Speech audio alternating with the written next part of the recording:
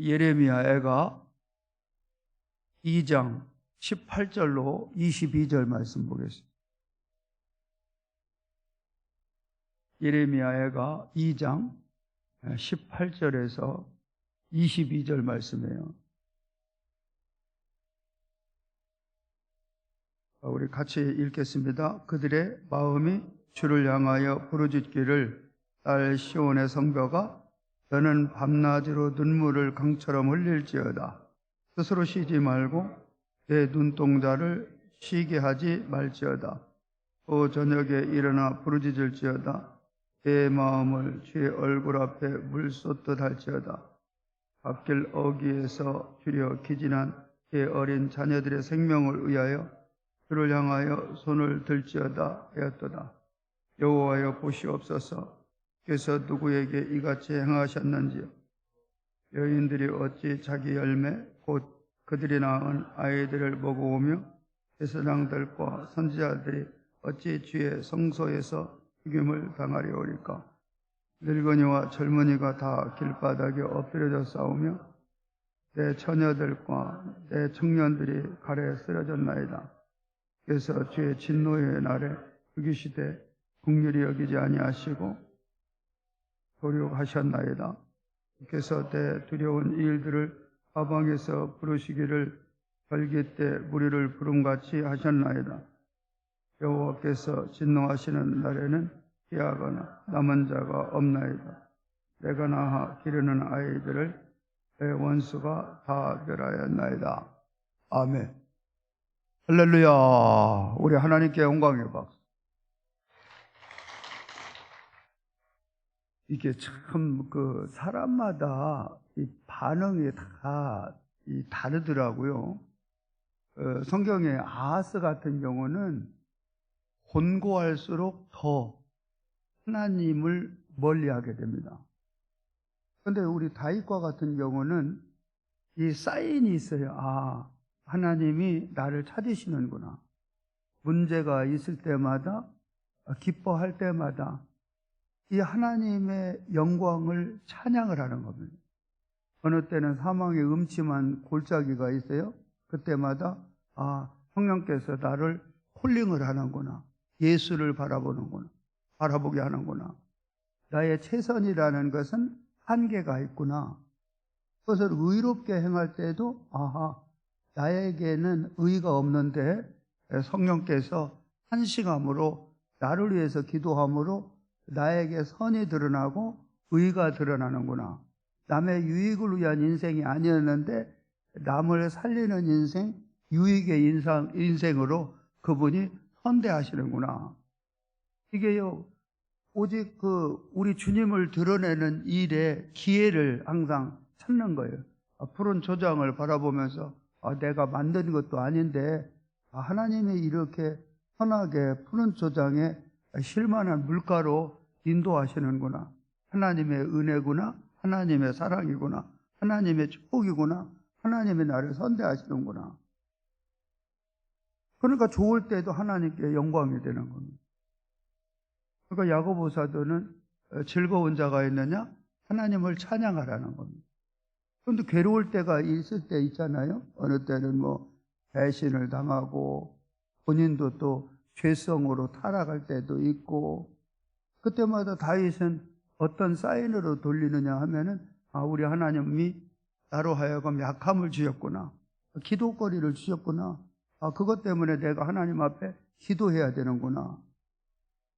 그러니까 이게요, 사과나무에 사과가 이렇게 달려있을 때는요, 햇빛이 이렇게 내리 쪼일 때도 잘 익어가는 거예요. 그런데 나무에서 열매가 이탈이 됐을 때는 햇빛이 쪼이면은 말라버리잖아요. 그 다음에 비가 오면은 썩어버리는 거예요. 그런데 붙어 있을 때는 햇빛이 쪼이면은 익어가고 또 비가 오면은 잘 또 이렇게 자양분을 받아가지고 자라게 되더라는 겁니다. 그러니까 우리 인생이 어느 메시지를 받느냐도 중요하지만은 이 사람의 자세가 참 중요하구나. 그러니까 우리 교회도 보면은 제가 이제 열거는 하지 않지만은 제가 목사로서 참 저분과 같이 남은 생애를 보내면 좋겠다라는 로델 모델이 있어요. 그 다음에는 이런 아이들이 있어서 우리 교회가 해피하구나, 부흥이 되는구나. 그러니까 그런 분들을 보면은 참 요즘 애들이 아니라 하나님은 자신의 영광을 위해서 중보할 수 있는 사무엘과 같은 아이들을 이렇게 준비하는구나. 바알에게 무릎 꿇지 않는. 연로해도 저런 분은 이 땅에 하나님이 오래 머물게 하셨으면 참 좋겠다. 어디 몸이 좀 불편하다 하면은 가슴이 철렁하는 거야. 하나님, 저런 분들은 좀 오래 머물면 참 좋겠는데요. 이렇게 교회를 똑같이 다니면서도 모델링이 있다라는 겁니다. 이게 사람이 잘 된다고 해도 믿음에서 떠나는 건 아니거든요. 잘 될수록 하나님을 더 사랑해. 여러분들이 우리 성도님들 가운데 한번 봐봐요. 하나님 앞에 잘 되면 잘 될수록 오직 예수예요. 그분은 또 연단 받을 때 힘들고 어려워도 예수라는 거예요. 예수. 그런데 어느 때는요, 이게 똑같은데 어느 분은 아이고 믿어봐야 별거 아니네. 권고할수록 믿음에서 떠나는 분이 계시단 말이에요. 그렇게 힘들고 어려울 때 예수를 찾고 하나님 앞에 토로하며 부르짖었는데 이제 여유가 있어요? 넉넉해요. 부유해요. 그래도 떠나더라고요. 그러니까 이 나무에 붙어 있느냐 떨어져 있느냐, 이것이 굉장히 중요하더라는 겁니다. 오늘도 제가 어제 이렇게 말씀을 전하면서 전하는 것이 너무나 부담스럽다. 그래서 저도 어제는 기도의 자리에 이렇게 예레미야 같이 하려고 얼마나 애를 써봤겠어요. 손을 또 들어보라고 그래서 들어보기도 하고 눈물을 흘려보려고 그렇게 쭉 하는데, 이거는 눈을 이렇게 찔른다고 눈물이라는 게 이게 나오는 것도 아니고, 슬픈 생각을 자꾸 하려고 해도 이게 눈물이 나오는 것도 아니더라고요. 예레미야도 성령을 받고 그 타이밍에 하나님의 큰 은혜를 받은 자구나. 여러분, 기도 아무나 나오는 거 아니에요? 새벽에 이 자리에 이거는 이 성령님의 역사입니다. 성령님의 역사. 언제까지 이어질지 몰라요. 계속해서 이어지기를 하나님 앞에 겸비한 자세로 기도하는 것, 이것도 참 중요하겠더라고요. 어느 때는 하나님이 눈물을 줄 때가 있어요. 일부러 울려고 하는 것도 아닌데, 그때 어느 것을 깨닫냐면은 성령께서 탄식함으로 나의 눈물을 이렇게 받으시는구나. 그분에게 영광을 돌리는 거예요. 그런데 어느 때는요, 굉장히 드라이 할 때가 있습니다. 기도를 해보고 회개하려고 하고 옷은 찢겠는데 마음을 찢지를 못할 때가 있다라는 겁니다. 그때 어떤 해석이 필요하냐면, 나에게 기도의 문을 여신 것도 내 의지와 결단이 아니라 주님의 은혜였구나. 기도도 하나님이 은혜를 주셔야 하게 되는구나. 내가 지금 기도 자리에 왔다는 것이 나의 결기와 다짐과 의지가 아니라 그분께서 나를 지금도 쓰시고 계신 하나의 증빙물과 표적과 열매구나. 이런 것들을 이제 깨닫는다는 거예요.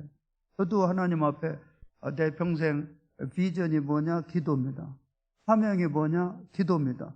취미가 뭐냐? 기도입니다. 언제가 행복하냐? 기도할 때가 행복합니다. 언제 안식 있느냐? 기도할 때입니다. 뭐가 제일 재밌느냐? 기도입니다. 기도. 그런데 이것이 언제까지 유지되고 보존되고 지속될는지는 내 결심으로 되느냐는 겁니다. 결심을. 어제도 결심을 그렇게 하고 하나님 앞에 기도한다고 했는데 내가 스스로 지치는 거예요. 이 민족을 위해서 눈물이 나오느냐? 눈물이 안 나오는 거예요. 그때 하나님께서 흉내를 내고 몸부림을 치니까 어느 때는 눈물이 나올 때도 있고, 예레미야의 마음과 같이 내 백성의 모든 죄를 뒤집어 쓰고 기도할 날도 오겠죠. 그것은 내 의지와 결단으로 되는 게 아니라 하나님이 나를 불쌍히 여기셔서 그 기도에 동참하게 하시는구나, 이렇게 간증을 또 하게 될 거란 말이에요.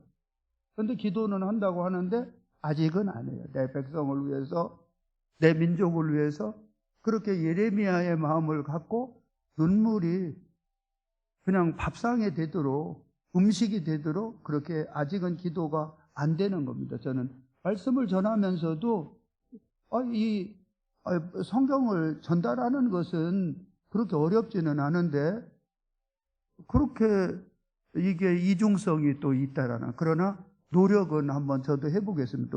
노력은 나라를 위해서 기도하고, 지도자를 위해서 기도하고, 다음 세대를 위해서 기도하도록 노력을 할 때, 우리 하나님께서는 때때로 밤 새면서는 안 해도 잠깐이라도 동참할 수 있는 은혜를 주시겠다, 그런 기대감도 있고 믿음이 있는 거예요. 자, 한번 보면은요, 18절 한번 읽어볼까요? 같이 읽어보죠. 그들이 마음이 주를 향하여 부르짖기를, 딸 시온의 성벽아, 너는 밤낮으로 눈물을 강처럼 흘릴지어다. 스스로 쉬지 말고 내 눈동자를. 그러니까 이제 권면이잖아요. 권면하는 거 굉장히 쉬워요. 그런데 그대로 살려는 거는 평생 피 흘리기까지 써요. 겸손하라. 아멘이요. 그러니까 이게 쉬운 일이냐고요.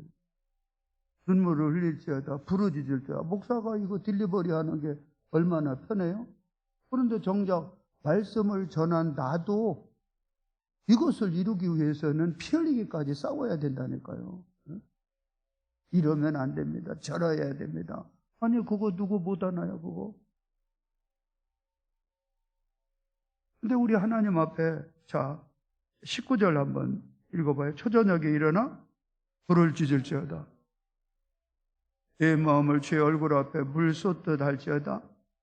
갓길 어귀에서 주려 기진한 내 어린 자녀들의 생명을 위하여 주를 향하여 손을 들지어다. 그러니까 내 자녀를 위해서 손을 들고 하나님 앞에 기도하는데, 아니 얼마 지나면 이게 팔이 아파가지고 이게 내려와야 되는 거예요. 나도 모세같이 좀 이렇게 손을 좀 들고 기도를 좀 해봐야 되겠다 해서 손을 들고 이거 기도하는데, 5분 10분 지나면 이놈에게 팔을 하기야 누가 좀 옆에서 잡혀주는 사람이 있어요. 쉬운 거예요. 손을 들고 하나님 앞에 기도해야 됩니다. 근데 막상 해보려고 그러니까 눈물은커녕 손 한 번 드는 것도 몇 분 못 버티는 이러한 약함을 갖고 순례의 길을 이렇게 걸어가고 있더라는 겁니다. 그래서 날마다 정말 주님이 필요하고, 몇 절 보시면 이거 하나만 더 보죠. 20절 한번 읽어봐요. 시작. 여호와여 보시옵소서. 께서 누구에게 이같이 행하셨는지요? 여인들이 어찌 자기 열매 곧 그들이 낳은 아이들을 먹어오며 제사장들과 선지자들이 어찌 주의 성소에서 죽임을 당하려. 이게 남의 말 하기는 쉽거든요. 우리는 평론가가 되는 거 어렵지 않아요. 본인이 연기하라 하면은 못하거든요. 남의 말 하는 거는 굉장히 편하단 말이에요. 남의 말 하는 대로 살아가는 것, 이것은 정말로 날마다 내 몸을 쳐서 복종하지 않고는 불가하다는 것. 성령님의 도움이 아니고는 이거는 불가하다는 겁니다. 이게 세상의 어느 문제입니까? 늙은이들 절단나는 겁니다. 한참 에너지틱한 이 젊은이들이 참사를 당합니다. 그렇게 사랑하는 내가 낳은 자식을 어제 내 아들 삶아 먹었으니까 오늘 내놓으라는 겁니다. 그러니까 나 못 내놓겠다. 이 참상이, 여러분, 이건 팩트입니다, 팩트요.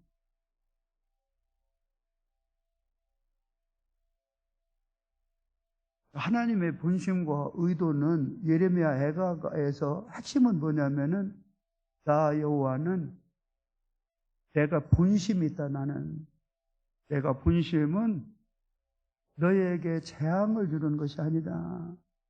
계속해서 외치는 것이 평안이거든. 평안. 하나님께로 돌아와라. 사랑의 메시지입니다. 어찌 보면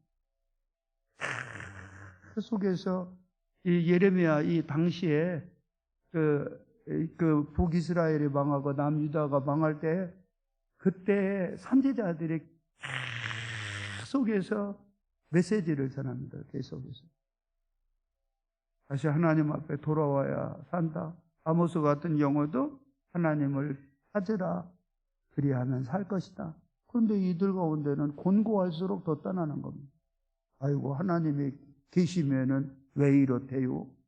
저는 개인적으로 코로나 팬데믹이 왔을 때 사실 개인적으로는 하나님께 영광을 돌렸어요. 이 지구촌에 하나님의 콜링의 사건으로 선대하시기를 기도했거든요. 참 기도 정말 했어요. 그런데 의외로 코로나 팬데믹이 와도요, 하나님께로 돌아올 자가 돌아오고, 아니 그 질병 때문에 떠날 자가 떠나더라니까요. 그렇죠? 참 아이러니한 일이랍니다.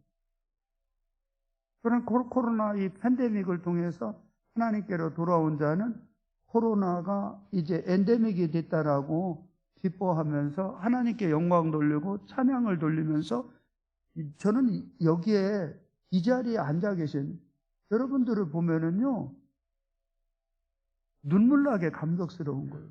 새벽마다 그 자리에 정말로 앉아 계시다는 것만 해도 저로서는 이게 미스테리입니다. 감격스러운 일입니다.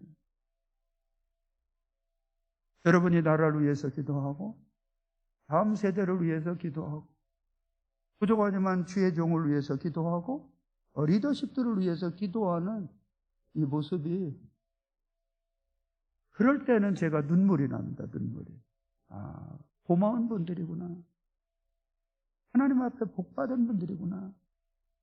이분들은 여유가 있어도 예수 아니면 안 되는 인생들이구나. 이분이 이렇게 어려우면은 하나님을 배신하고, 롯의 아내도 그랬는데 믿음에서 떠날 수도 있는데 버티는구나, 견디는구나, 그 자리에 머물러 있구나.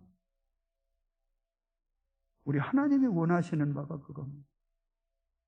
여러분, 아들은 조금 불편한 것 같아도 아버지 집으로 돌아와 그분하고 더불어 먹는 것이 가장 해피한 겁니다.